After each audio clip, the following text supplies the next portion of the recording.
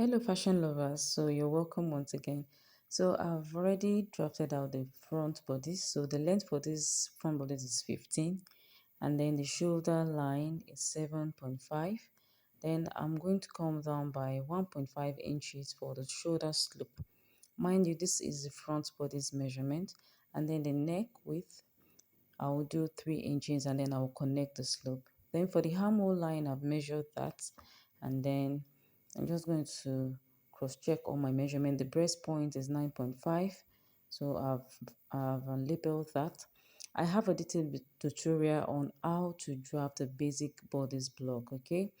So please do well and check it. The link will be in the description below. This will just explain how to draft that in a simpler manner. So I just want to get the midpoint for the armhole line. I've gotten that. Then I'll come in by 0.75 inches.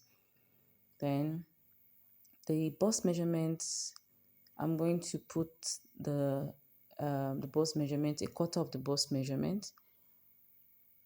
Then I'll connect the point to get the armhole line.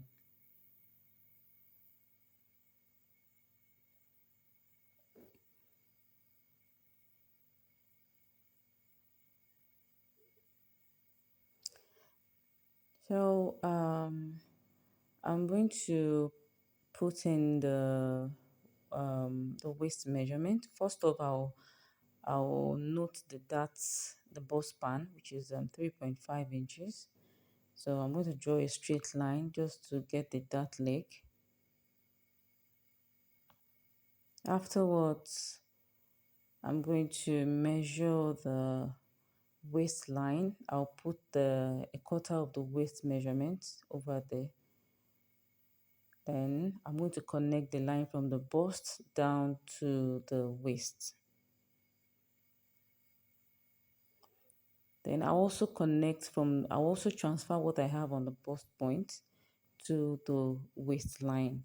Well, this is optional, but the reason why I did it is to get the bust tightening. This is the exact method, the easiest method for you to get your bust tightening. All right. So I'm also going to put in my under bust measurements, which is also 7 inches. I've marked that there. Then I'll connect the lines like you can see.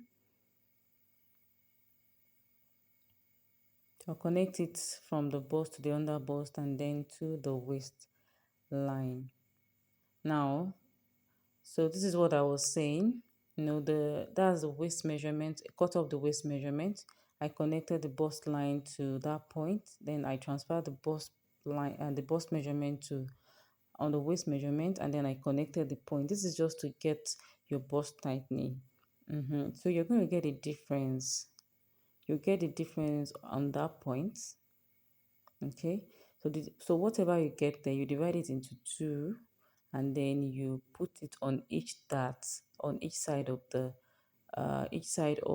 darts. All right, then you do the same thing for the under bust. You get the difference there, and then you get you get you divide it into two, and then you transfer what you have on each side of the dart. All right, and then you connect the points together. So this is the simplest way to get your bust tightening. So if you want your bustier to be more curvy, then you can now increase the value. Just make sure that whatever value you want to take out on that area, you need to add it back to your measurement. All right. So I'm just trying to connect my points together just like this. Then on the bust point, I forgot to mention that I came down by half an inch. So it's compulsory, just come down by half an inch.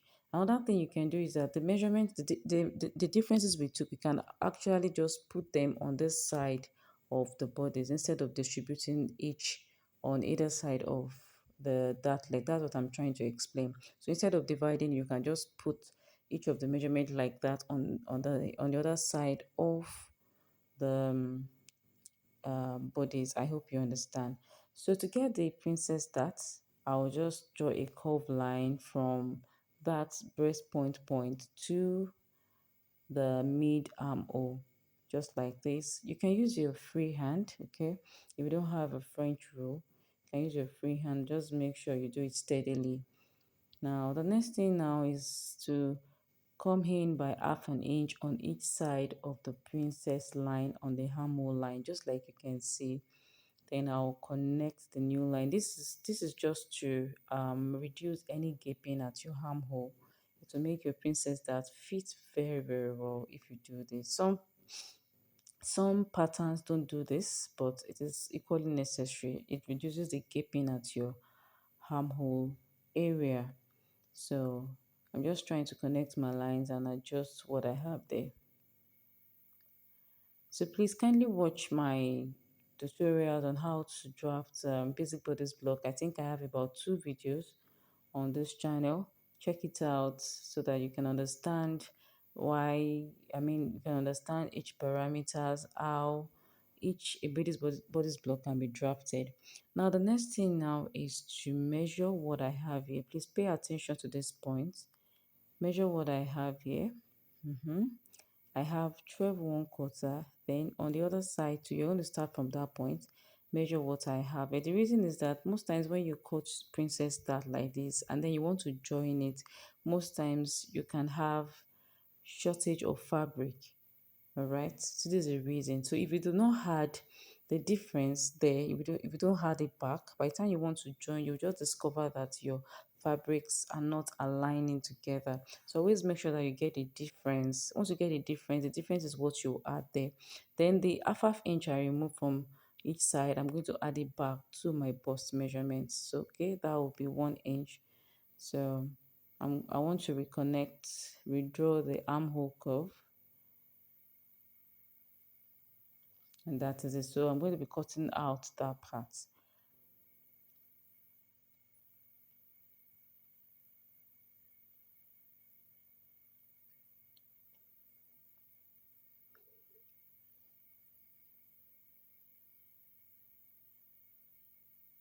So I'm just trying to let you know the reason why you need to take the measurement on each side. Now this spot is going to have a side dart, so I'll come down by 1 inch from the best point. Then the difference between my front bodies and my back bodies is 2 inches, so I'm going to divide the 2 inches on each side of that point that I came down from. Okay, first off, I'll connect it to the breast point, then I'll go in by 1 inch. Then on each side of that point, I will divide the difference between the back half length and then the front half length, which is 2. So I've marked 1 inch on each side of that point. Because I made a mistake here, I was supposed to connect those points to that point that I come in by. I will adjust it as in the course of the tutorial. So the next thing is to cut out the pattern. Okay, so like I said, this is very easy to do. Just practice makes perfect. Please kindly share, subscribe, okay, and do not forget to leave your thoughts in the comment section.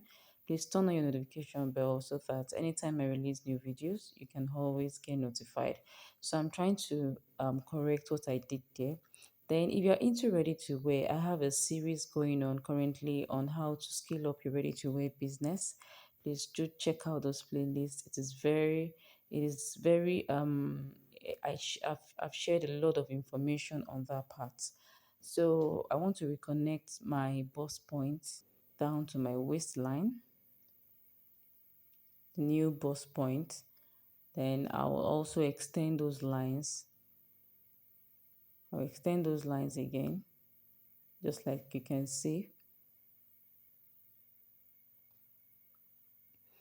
And then I'll cut and cut and cut. Now before you cut, I'll just try and match those points together, okay, so that you can cut that point well. So like I said, I have videos on ready to wear series. Please do well and check them out. So I'm just going to staple that place down with a tape, and we are done with the front bodies. Simple as ABC. All right. So this is the back bodice, like I said, I have a video on how to draft this basic bodice block. All right, please do well and check it. It's well detailed and beginner friendly. So I went in by 1 inch from as the back depth, and then the back width is 3 inches. So I'm just going to cut that part out.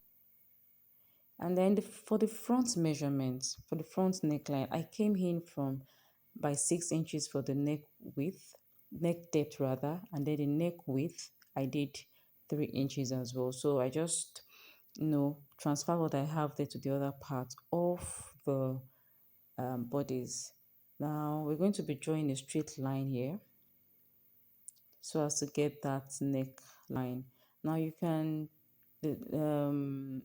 actually you can come down more than 6 inches for your neck depth. Okay, it just depends on you. All right, but 6 inches is actually fine most of the time because it won't show your cleavage. 6 to 6.5 inches. So I just want to curve that line to give it a bit of a shape. So I'm going to be cutting out that part. So any side of your neck that you decide to do this is fine, and this is it. So the next thing now is to join both the front piece and the back piece together. So I'm just using a tape to mask that part down, and then I'm going to be measuring what I have on the neckline. You can see that this is so simple to do as ABC. Please do not forget to subscribe if you've not done so. Please do well to subscribe, turn on your notification bell.